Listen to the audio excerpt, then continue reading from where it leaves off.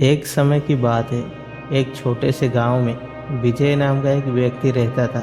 विजय का बचपन बहुत ही साधारण था, लेकिन वो जैसे जैसे बड़ा हुआ वैसे वैसे उसकी संगति बिगड़ने लगी। वो गलत लोगों के संपर्क में आने लगा और धीरे धीरे उसकी आदतें भी बुरी हो गई। विजय अपने जीवन चोरी, ठगी और दूसरों को धोखा देने में बिताने लगा। गांव के लोग उसे एक नकारात्मक व्यक्ति के रूप में जानने लगे और कोई भी उससे मिलजुल के रहना पसंद नहीं करता था।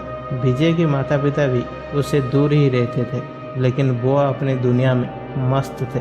विजय को ना तो किसी दुख की परवाह थी और ना ही अपनी जिंदगी को सुधारने की चिंता। उसे लगता था कि जिंदगी का असली मजा दूसरों को धोखा देने में ही है। वो हर रोज नए नए तरीके से लोगों को ठगता और उनकी मेहनत की कमाई को छीन लेता था। उसकी आंखों में लालच का अंधेरा इस कदर छा गया था कि वो अच्छाई और बुराई का फर्क भूल गया था। एक दिन विजय ने गांव के सबसे बड़ा मंदिर में चोरी करने की योजना बनाई। वो जानता था कि मंदिर में बहुत सारा धन चढ़ावे के रूप में आता है और उसे लगा कि वहां से चोरी करके वो बहुत ही अमीर हो सकता है। आधी रात को वो मंदिर में घुस गया और सोने चांदी के बर्तन, आभूषण और नगदी इकट्ठा करने लगा।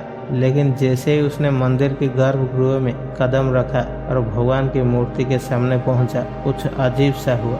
अचानक मंदिर के अंदर एक तेज रोशनी फैल गई और विजय की आंखें चौकाचौंध हो गया। वो घबराकर पीछे हटने वाला था कि उसी समय एक आवाज सुनाई दी, विजय तुम ये क्या कर रहे हो? विजय ने इधर उधर देखा, लेकिन उसे कोई भी दिखाई नहीं दिया। वो और भी डर गया। वो फिर से मूर्ति के पास गया। तभी वही आवाज फिर से सुनाई दी, तुम्हें अपनी जिंदगी बर्बाद करने का यही तरीका मिला? ये सुनने के बाद विजय डर से कांप उठा। ये आवाज किसी और की नहीं थी, बल्कि भगवान की ही थी। विजय की आंखों में आंसू आ गया। उसने मूर्ति की तरफ देखा और बोला, भगवान मैंने बहुत गलतियां की है, मैंने हमेशा बुरा ही किया है, मुझे माफ कर दो। भगवान की आवाज फिर से आई, माफी तो तब मिलेगा जब तुम खुद ही सुधरने का संकल्प करोगे। तुम्हारी जिंदगी का उद्देश्य दूसरों को दुख देना नहीं है, बल्कि उनके जीवन में प्रकाश लाना है। विजय स्तब्ध था। उसे समझ में आ गया कि उसने अब तक जो भी किया है वो गलत था। उसे अपने गलतियों का एहसास हुआ और उसने भगवान के सामने संकल्प लिया कि वो अब से एक ईमानदार और नेक इंसान बनेगा। उसने उसी समय मंदिर में चुराए गए सभी आभूषण और पैसा वापस रख दिया और गांव के लोगों से माफी मांगने का निर्णय लिया। अगली सुबह विजय गांव के चौक में खड़ा हुआ और गांव वासियों से अपनी सारी गुनाहों की माफी मांगी। उसने सबके सामने स्वीकार किया कि वो अब तक बुरा काम करते आया है, लेकिन अब उसने अपने जीवन को बदलने का निश्चय किया है। पहले तो गांव लोग उसकी बातों पर विश्वास नहीं कर पाए, लेकिन विजय का हृदय परिवर्तन सच्चा था। उसने अपने किए गए सारी गलत कामों को सुधारने के लिए ठान लिया था। विजय ने गांव के हर उस व्यक्ति से माफी मांगा जिन लोगों को ठगा था और चोट पहुंचाई थी। धीरे धीरे गांव के लोग उसकी बातों पर विश्वास करने लगे।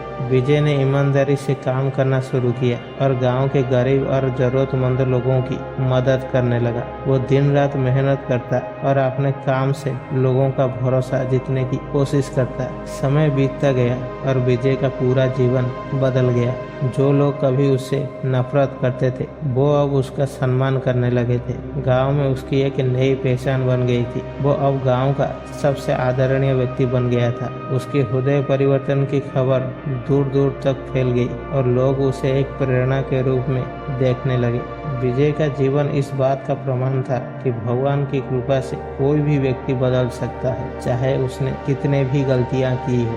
भगवान ने उसे सही रास्ता दिखाया और उसने उस रास्ते पर चलकर अपने जीवन को एक नए मोड़ दिया। विजय की यही कहानी हमें सिखाती है कि गलती करना इंसान का स्वभाव है, लेकिन अपनी गलती को मानकर उसे सुधारने का साहस ही इंसान को महान बनाती है। विजय ने ये साबित कर दिया कि बुराई कितनी भी गहरी क्यों ना हो, अगर इंसान ठान ले तो वो अच्छाई के प्रकाश में बदल सकता है। दोस्तों, आशा करता हूँ कि इस छोटी सी कहानी के माध्यम से आपको बहुत कुछ सीखने को मिला होगा। वीडियो अगर अच्छी लगी है तो वीडियो को एक लाइक करें और चैनल को सब्सक्राइब करें। मिलते हैं अगले वीडियो पे, तब तक के लिए धन्यवाद।